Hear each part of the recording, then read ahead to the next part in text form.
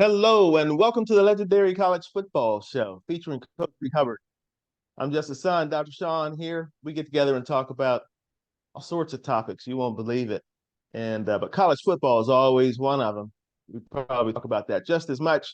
And we have a great time. I learn a lot all the time. I learned all my life this way. And we wanted to invite you along to see what you can get out of it from an entertainment value, but also from a learning and discussion value. Daddy, during the last discussion we were having, you caught my attention talking about some of your concerns about our young men who are playing the sport, college football, and are so many of them that don't necessarily get a chance to go and play professional ball. And I looked it up after we got started, and I see why you're concerned because it seems like about 98% don't make it to the pros. And that is a big problem. It's not something I thought about before, that it's just 98%. Only 1.6% of collegiate football players will ever go and get a paycheck professionally. So I see why you're concerned. When did your concerns start about this? Well, it's always been there. I had some experiences with, you know, the Dallas Cowboys back there when I first started coaching. They brought me on from a coaching point of view so that we could learn. But then even when I was playing, I realized there towards the end of my career that I had been drafted in Canada. That was not what I had anticipated all my life. That's not what I had worked for all my life.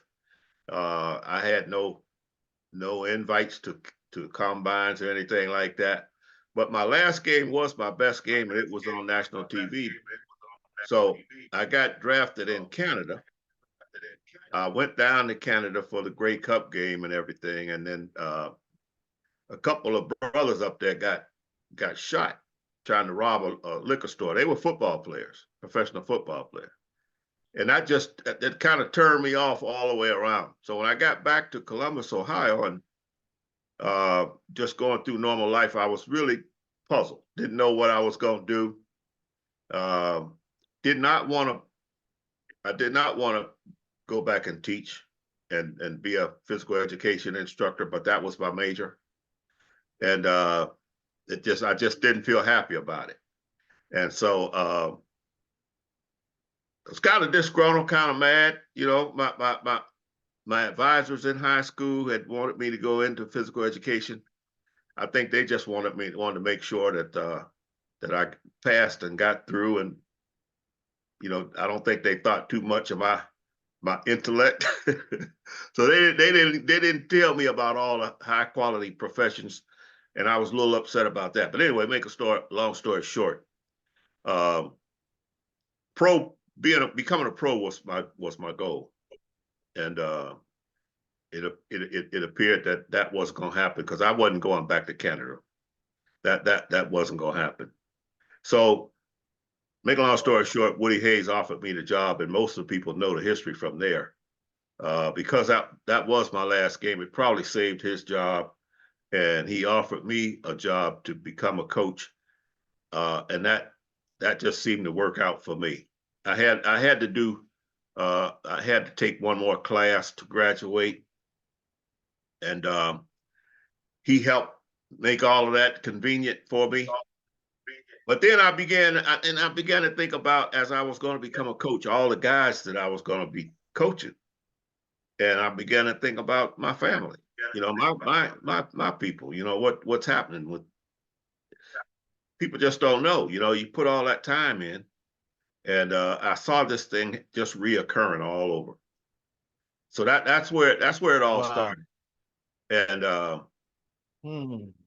now I think what's happened is since then I've kind of watched to see what people are doing about that. Okay, it is a really difficult thing to get a young man to play on that kind of level or any level and not want to be professional. And when you start talking about the money, they're watching TV all the time. It's glorified, and you idolize certain players and everything, and you want to be like that. But man, it is some kind of difficult as you just described. And I think it used to be that we would teach that. We would be teaching if you get hurt, got to have an education. That's what we would preach. It's turned more recently, so that's concerning me because now people are really preaching pro football. And I mean, some coaches are even saying, if you don't want to be a pro athlete, I don't want you. I don't know about that. I don't know about that. I just think there's an avenue in this pursuit that you can develop both. And I just think that, I don't want to destroy anybody's dreams of being a professional football player, but I don't want it to be succeed in that or bust. I think you should also be trying to get that education and give yourself as many opportunities to win in life as possible. Those are where my concerns are right now. I don't see as much of it being done as it used to be. Everybody's trying to be professional. Right. Yeah. You mentioned during that recent call one of my favorite players, and not just one of my favorite players, but I think his name is Xavier Johnson, and he's really a portrait of this in some ways because here he was playing. I think he was a fifth-year senior, and playing with the Buckeyes, and he's the kind of guy you could count on offense, and a real working, real kind of blue collar approach. It seems like, I mean, did everything he was supposed to do, kind of a model citizen. And then he didn't get invited into combines. I mean, I think he was a team captain and somebody that everybody looked up to. The coaches also gave him a pretty significant position there. I think you were telling me that he was wearing a special designation as a team leader. Varsity O. He was the varsity O designate. Great guy, religious, very religious, well-grounded, good family values. And then, I mean, he was just had gotten engaged. So he's planning for the future, But, my best friend in college, he was a year ahead of me. And he was a big reason why I went to Ohio State, as well. I mean, he made me feel really good about who I was. And he was a great player. Was All-American center, came back and became an All-American guard. And we just knew he was going in the first round. Draft day came and left, and he didn't get drafted at all. Oh my goodness. And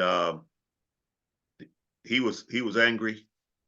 He had gotten a word from the scouts and everything that he had been blackballed. And I won't tell the rest of that story because it gets really bad. Because he didn't react. He didn't react right. But he was my best friend. Right. Yeah, I mean he was ready to hurt somebody about it. And so, I mean, because we were all sitting around watching the draft, waiting for his name to be called, So it was some embarrassment and everything. So this was my best friend down there, and it was painful. So I just think that, guys I would like for that to be tempered more so that, guys can be prepared both ways, have a good understanding of how that thing really works. And whether you get drafted or not, whether you get an opportunity to try out, and if it doesn't work, you still got options. And I think guys would feel better about the whole venture. Right. As you talk about that, it reminds me of when I was 22. And of course, when I started college, I think I went in like everybody else, really exciting. Now, I didn't play football because I was going to be studying chemistry and getting ready for medical school. But That was a decision that I definitely had to make.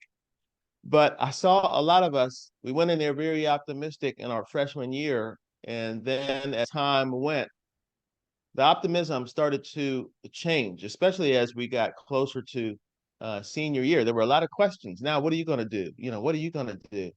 And I think that's probably a more common scenario. And then we were moving out of industrial times and now more into digital. And so it's not like a guy could just go out necessarily and use his hands, And of course, costs had gone up, inflation. So the choices also a little more challenged now than they probably were back then. So a lot of the changes that have occurred, hopefully we can see our young men make some changes such that their marketability is higher. How do you see it now? What sorts of things can be done from a program standpoint or society standpoint? How do you see it now in terms of some changes that can be made, getting people a better future, more desirable for them? The way I see it, um, I know you at the beginning of the program, we talk about the legendary coach and you're talking about me and everything. But, the way I see it, I think that the challenge is to have young men who will listen and then who will put in the work. I think it's just for me, it's just a great opportunity to salute you. I mean, because I can remember our conversations, and I can remember a lot of the conversations you and I had stem from the fact that it was painful for me to be standing up there not really knowing what was going to happen to me. And my parents, I mean, they good as gold. I couldn't have had better parents. They just had never had the experiences of college and everything, and nobody in my family had ever had that. And so I don't think I got the right advice. But then you got to understand when you get the advice, okay, like you listened. And so when we start talking about running it back, it's the same deal, same thing. Guys got to listen and they got to be willing to put in the work. I always talk about, it's so easy for people to put up the one finger in the air. Everybody wants to run it back and win. And then they get to a point where they forget the work. And see, that's where I salute you, because you put in the work. You didn't just become a doctor just because you wanted to. That's just not the way it works. And so, yeah, it happens. It happens in all facets of life. If you don't put in the work, it's difficult to succeed. I think it becomes difficult, and that's why people are beginning to question as time goes on. People begin to realize how difficult it is, and then they don't put in the work a lot of times. And so, no, I don't think. I think it's the same. I think those people who learn those little things and learn how to listen and follow instructions and then put in the work, they all have the same challenges, but they're gonna find a way to make it work. I hear you. That commitment to some ideal goals and then developing discipline along the way. There's no real substitute for that. And I have to share with our friends and family that I'll never forget the time when we were in the car. I think we were on Mission Road there. And then you said, hey, look, I don't want you to do football for me. You don't need to do that for me. Think about what you want to do. You could be a doctor or something, That's just funny that the first thing that came out of your mouth, kind of helped me to reset my target. And, nothing's really changed since there. But that's how a lot of that got started. I appreciate that. Yeah. Just offering the world choices, do whatever you want to do. There are a lot of options out there, choices, and I appreciate that big time. Yeah, because you have to be the one to do it. So it's got to be a choice that has to be made. I mean, you have to make the choice. I could suggest, but that to me, I wanted to be a professional football player. Well, I didn't see that in the cards for you. And so, but I know that when I was coming out of high school, I went to my coaches and I wanted to get some advice. And to be honest, I had heard that my counselor had become alcoholic. I cracked my high school counselor. I didn't quite trust him. So I went to my football coaches and they told me that I needed to pursue physical education. And I trusted what they said. And so, again, as time went on, I realized that they made that decision based on what they had seen from me. I know they wanted the best for me. And so I wanted the best for you, of course. But the thing is I felt like I had learned that you had the skills and you could go ahead and be whatever you wanted to be.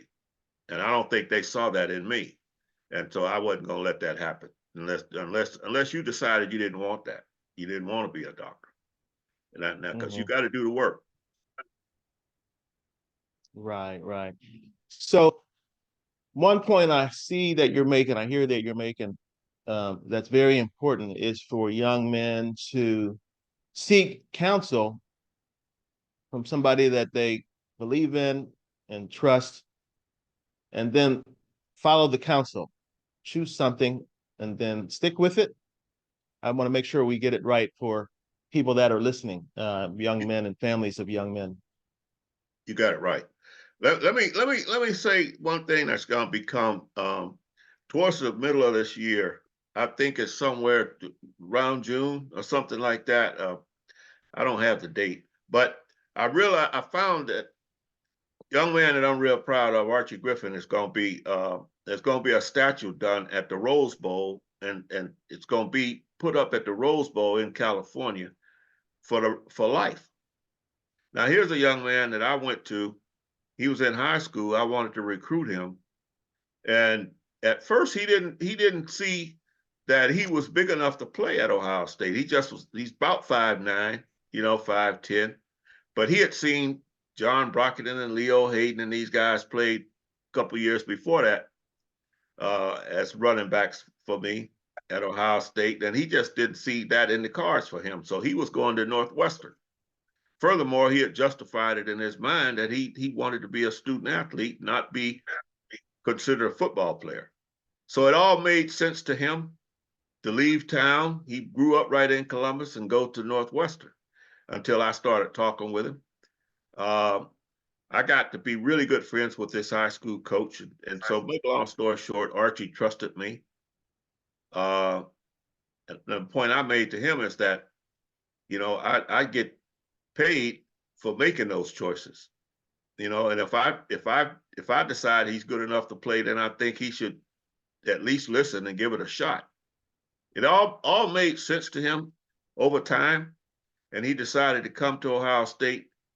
Ohio State kind of didn't want him. I was the only one who really wanted him. But anyway, we made it all work. He came there and went to work. And it was that way. I mean, he went to work. He pumped that iron. He did everything he needed to be. Become the only two-time Heisman Trophy winner ever. And so now there's going to be a trophy done. I mean, not a trophy, but a statue. The statue's going to be done at the Rose Bowl, but then they're going to send one to Ohio State as well, that Ohio State could do whatever they want. So here again, somebody trusted in me, and I was able to make it make sense. And it's because I cared. He began to understand that I cared about him, and I was going to be his coach. And as it turned out, after the second year at Ohio State, I became the head coach at Florida A&M. But he still, when he won the Heisman as a junior, he brought me to New York, and both years, that's junior and his senior year, when he won the Heisman, because he knew that was it changed his whole life.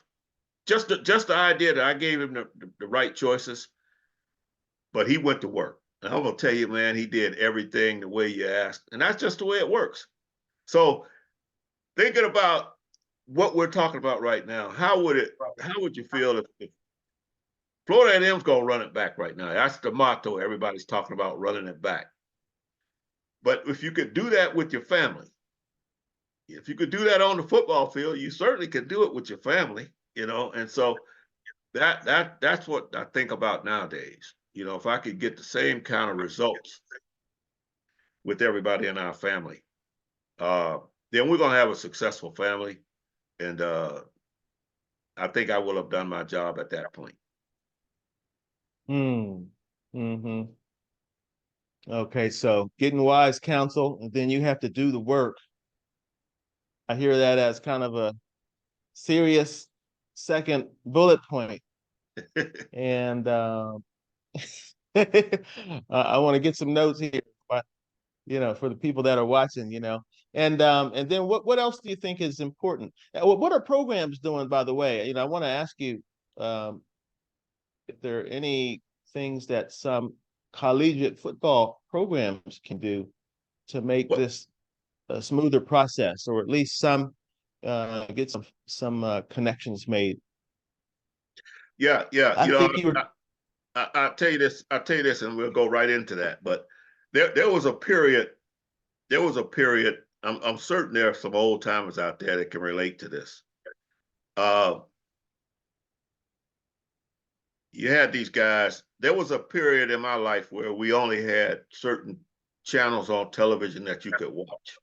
They didn't have a lot of choices. But most of the time, to see a black guy be on a boxing match or heavyweight fights were big time.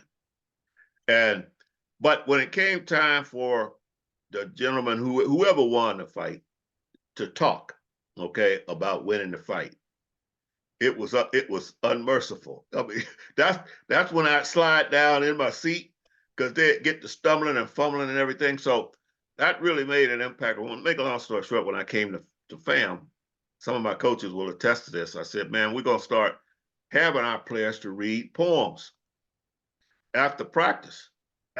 Well, some of the guys, well, we don't have time, we're running for time, but I wanted each guy to not have an opportunity to read and practice the poem. He didn't know what poem I was going to pick, but he was going to have to read it in front of the squad. And I took that, and some guys, I had one guy, he knew he was terrible with reading skills. He begged me to let him have it the night before, but that just wasn't the program. And so we did that, and I'm certain that when it came time for my guys to talk, okay, I know it had a positive impact, on my players when it came time, because we started doing a whole lot better. And so I took that same thing. Now, what happened at Ohio State was I heard Urban Meyer talk about they've developed this Real Life Wednesdays program. So they have CEOs from business establishments that come in on Wednesdays, and they have the players to dress up in suits and ties and everything, and come and interview for jobs on Wednesdays. And one of the very, very few programs to do that. And he kind of fell into it, just took the time to go with his daughter, who was being recruited for volleyball, not at Ohio State, but another institution. And during that process, he said, well, what's going to happen to my daughter afterwards, after she gets finished playing? And they didn't have a good answer. And so that's how he came up with Real Life Wednesdays. And so you see this program now, very few other colleges have it, but Ohio State's got it. And it's helping these guys, and they're recruiting on it, okay, by the way. And a lot of these guys come there knowing that, they're not just thinking of me as a football player, but they're thinking about, man, what's going to happen now down the road. Not only are they thinking about it, but they've instituted a program. And it's something that, they can put on tape. Real Life Wednesdays, they document it, and it's helped out a lot of guys. And so it's to a point now where they have a lot of their players that have gotten jobs that actually come back and recruit some of the current players. And so they're trying to take care of these players on all different levels. And that's what I want to have. I hope we can institute that at FAM and the same way, and have people come in and offer jobs to our players. And but they got to look the role, they got to talk the role. I mean, nobody's gonna just give it to you just because. Right. So I hear you describing building a network and a network of opportunity, a network of contacts, people that are in a professional realm, aside from building some basic life skills like being able to stand up and talk in front of people and being able to read and present yourself in a positive light. Yeah, those are all extremely important. I don't know how you make it without those, really. And is there anything else that we're recommending? I just want to make sure that we get all of your uh, thoughts there. Seeing a lot of economic upturns and downturns and different teams, and a lot of different players. You know the challenge in a territory well. Um, I think but that one piece that yeah, go ahead, go you ahead. highlighted one piece, and I think it gets missed, and that's the work. I mean, you did emphasize that, but I've seen this myself because it's a little bit hidden, it's not in plain view, it's the part that is almost invisible. We see people choose subjects, we see them choose jobs, we see them um, choose careers, and then we know what those careers look like, the physicality of it, but becoming the kind of person who can hang in there, that part is invisible. When you talk about doing the work, going, hitting the weight room, really developing that discipline that stays with you and that you can transfer to anything. I think I just wanted to highlight that because I've seen that myself. I'm glad you mentioned it and you emphasized it. And we see, we know what Archie Griffin looks like and other Heisman players look like when they're receiving the Heisman. We know Heisman pose look like, but doing that thing that puts you in that position all the time is invisible and can be applied. I just wanted to highlight that, but go ahead. You had already said that. Yeah, well, we had at Florida A&M, we had the Highway Patrol. They would come and they would at least have one guy on the sideline with me. They started that. They had been providing that at Florida State, and so they provided that for us. That I had inquired about it, and so we had a gentleman, and his name was Johnson. Matter of fact, we lived close near each other, but he was also a recruiter for the Highway Patrol. And it just became amazing to me. I mean, he spotted guys at the same time. He was down there, providing the security for me as he did for any other head football coach. But he was also spotting players. He was looking around for players who had the personalities and he felt that would be good for the Highway Patrol. And so some of our star players, Harold Oliver, Spanky Ramsey, these guys went on to become Highway Patrol people.